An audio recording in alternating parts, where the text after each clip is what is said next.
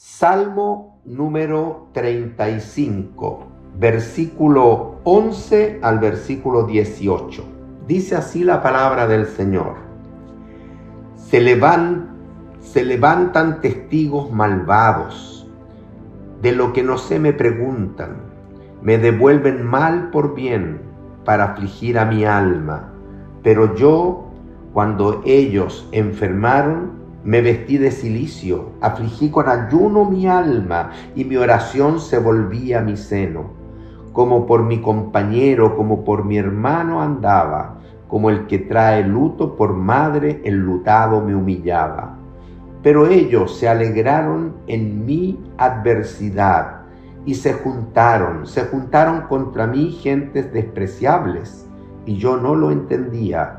Me despedazaban sin descanso. Como lisonjeros escarnecedores y truhanes crujieron contra mí sus dientes. Señor, ¿hasta cuándo verás esto?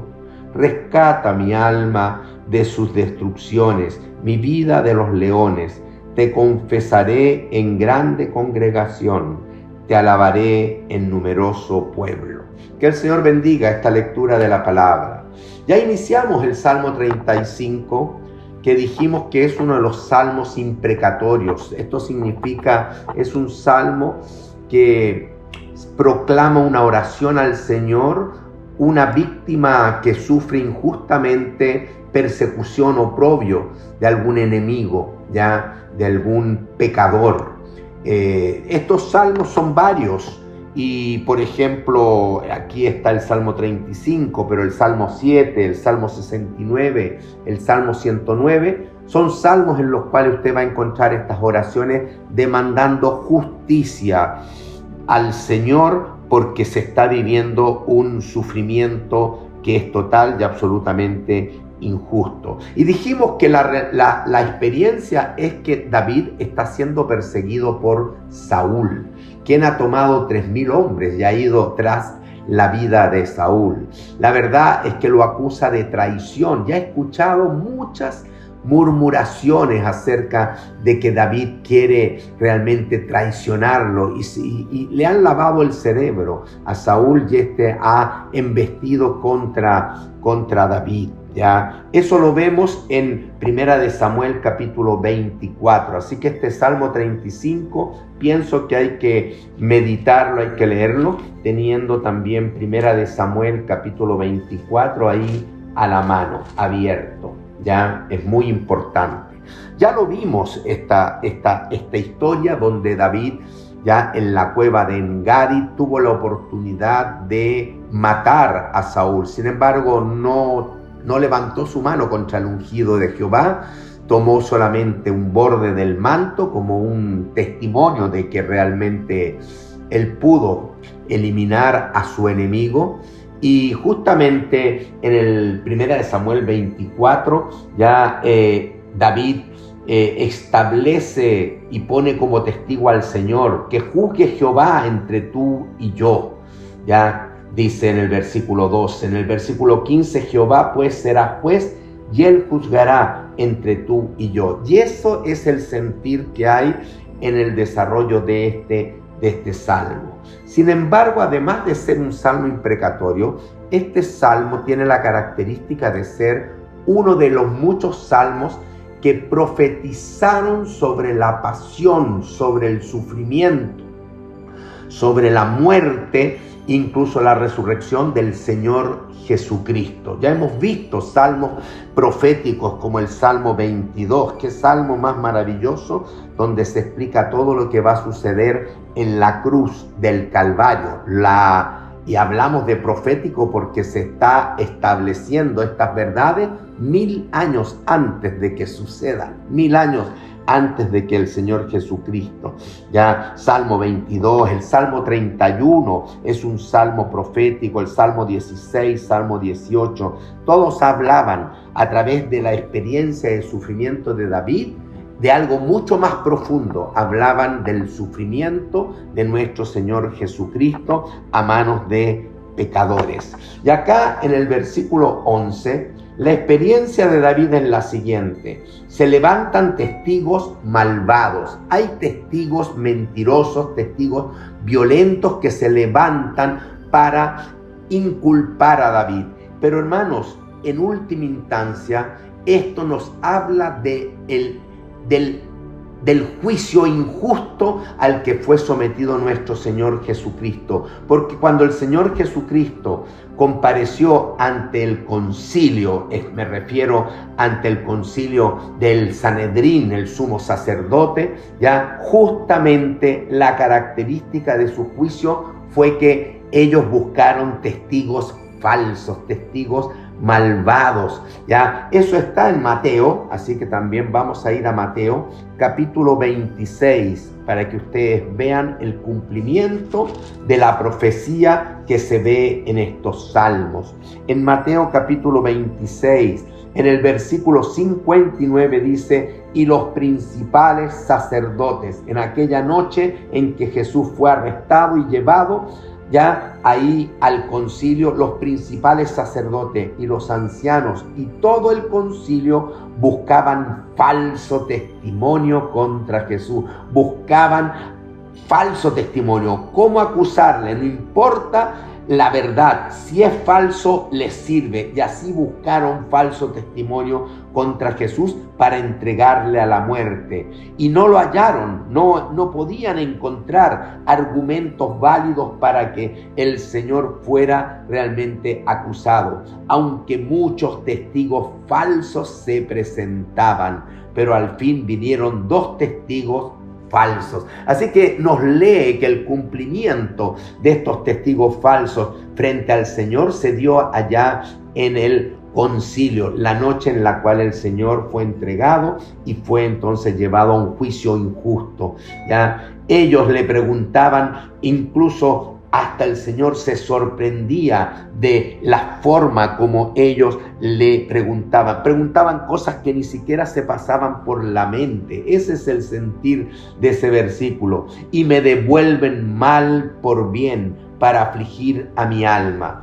Primero, viendo la experiencia de David, es interesante este versículo 12, me devuelven mal por bien para afligir a mi alma. No dice quién es la persona que le devuelve a David ya mal por bien, pero sin duda si uno va a 1 de Samuel capítulo 24, se va a dar cuenta de que se refiere a Saúl.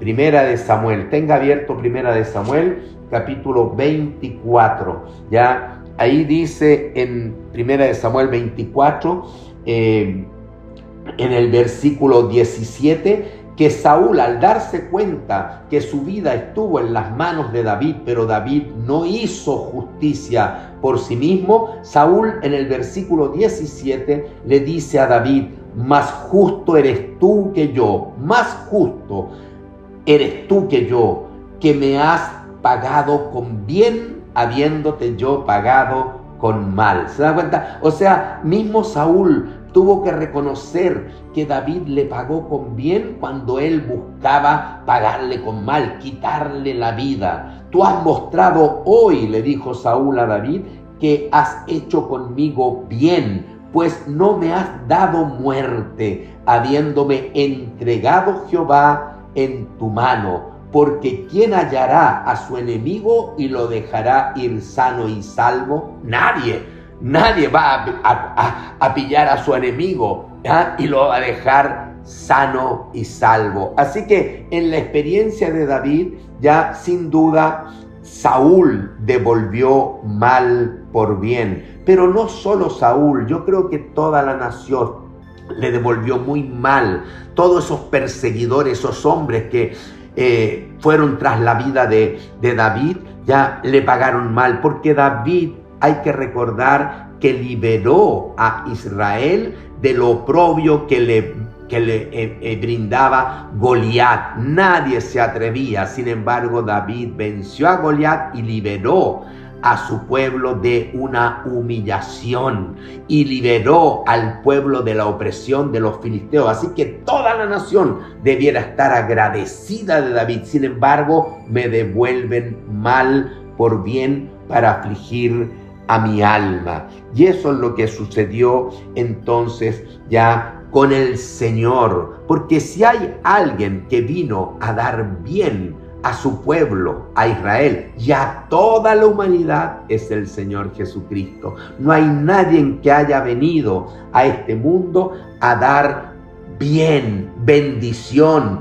salvación. Él fue el que sanó enfermos, Él fue el que dio vista a los ciegos, Él fue el que liberó a endemoniados. Sin embargo, ¿cómo le pagó su propia nación al Señor Jesús, al Mesías?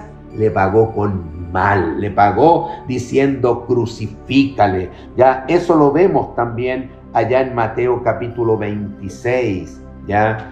Vamos a Mateo, hay que tener abierto también para ver este contexto el Evangelio de Mateo.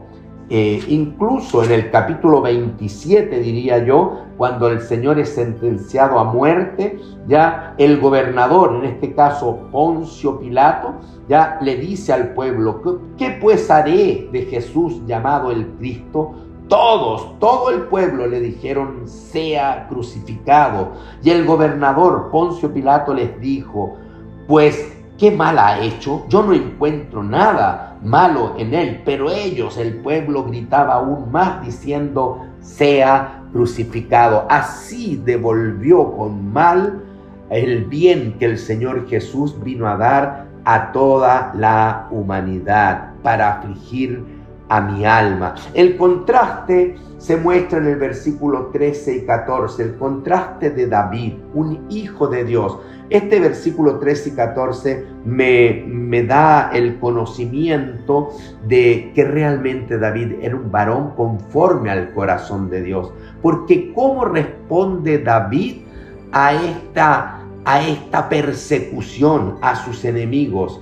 Dice, pero yo, cuando ellos, los enemigos, tenían necesidad, cuando ellos cayeron en desgracia, enfermaron, dice que él se vistió de cilicio, él hizo un luto por ello, él se afligió con ayuno ya por los enemigos y oró por ello, y mi oración se volvía a mi seno, su oración volvía en su corazón, continuamente en su pensamiento estaba la preocupación de la aflicción de estas personas que eran enemigos, como por mi compañero, como por mi hermano, yo sufría por mis enemigos, ya por ello, como el que trae luto por madre, el lutado me humillaba. Hermano, ¿por qué digo que aquí David muestra que es un varón conforme al corazón de Dios? Porque, hermano, en el Sermón del Monte, el Señor Jesucristo en Mateo capítulo 5,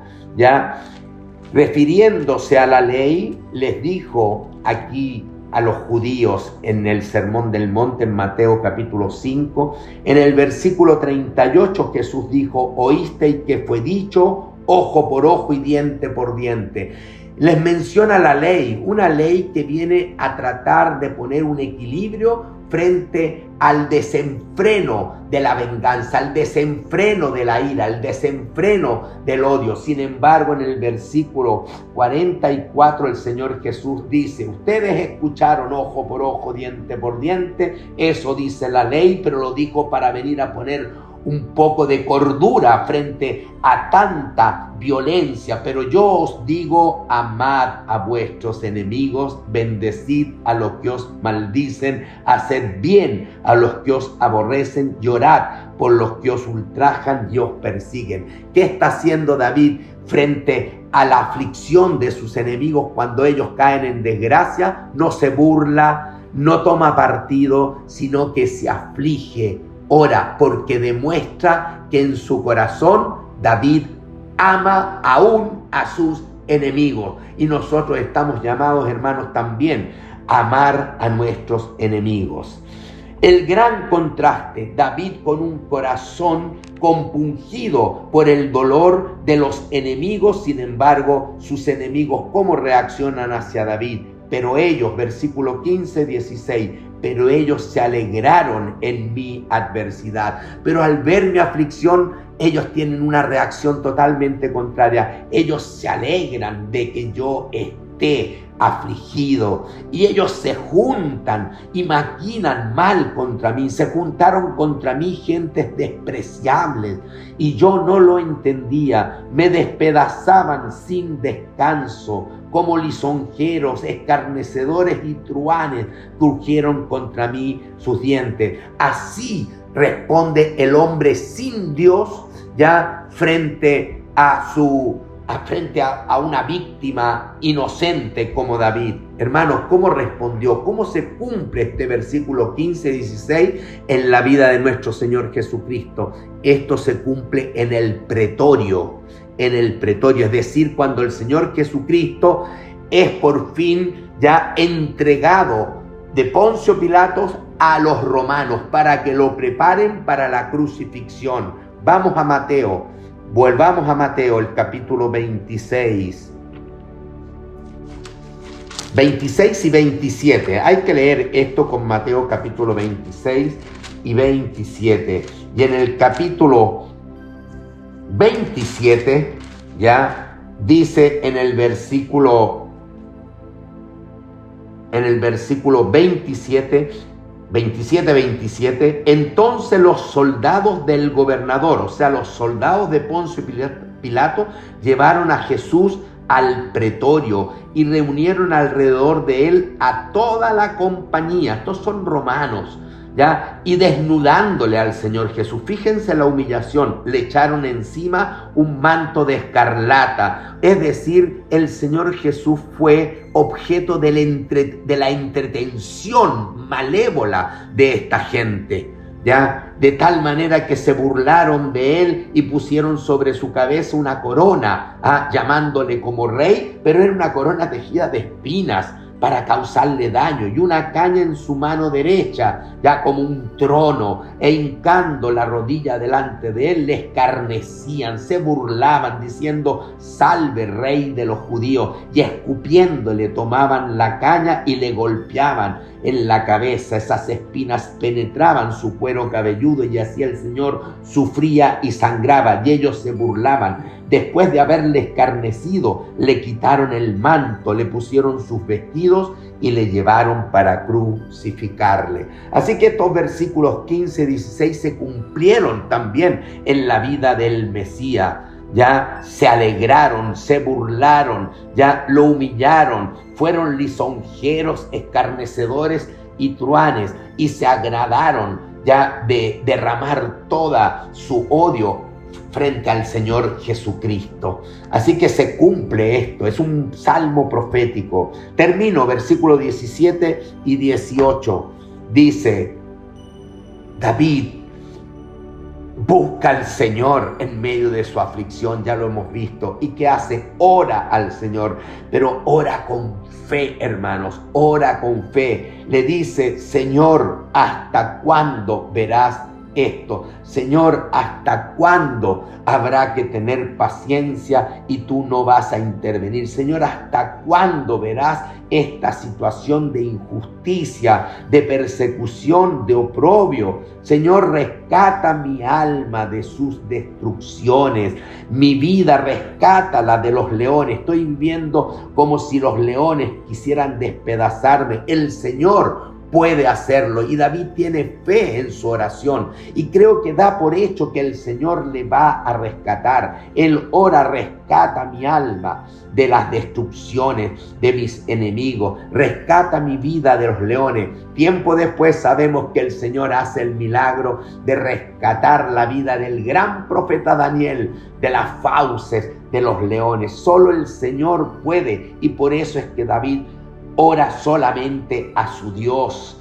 ¿Hasta cuándo verás esto? Rescata mi alma. ¿Y por qué digo que es una oración de fe? Por el versículo 18, porque Él lo da por hecho. Él da por hecho que será libertado, que el Señor cuidará de su vida, que no será tomada su vida a manos de Saúl. Porque te confesaré en grande congregación. Señor, yo voy a contar de tus hechos portentosos, voy a contar de tus milagros, voy a contar de tu liberación, de tus cuidados, de tu protección. Te confesaré en grande congregación, te alabaré entre numeroso pueblo. David lo único que quiere es orar al Señor con fe, sabiendo por su fe que el Señor le va a responder, y él el día de mañana proclamará a viva voz y a toda la multitud que el Señor me ha liberado. El Señor es mi Redentor, es mi Salvador, y tendrá la alabanza en sus labios para proclamar adoración, alabanza entre numeroso pueblo. Gracias, Señor, gracias por tu palabra.